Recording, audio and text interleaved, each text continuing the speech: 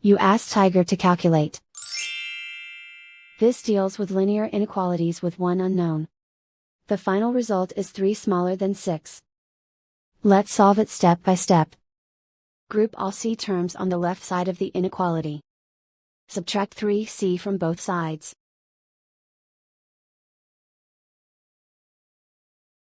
Group like terms.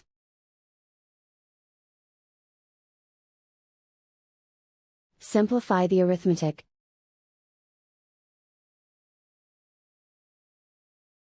Group like terms.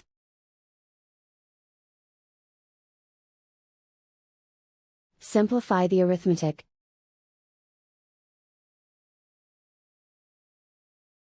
Plot the solution on a coordinate grid. And so the final result is 3 smaller than 6.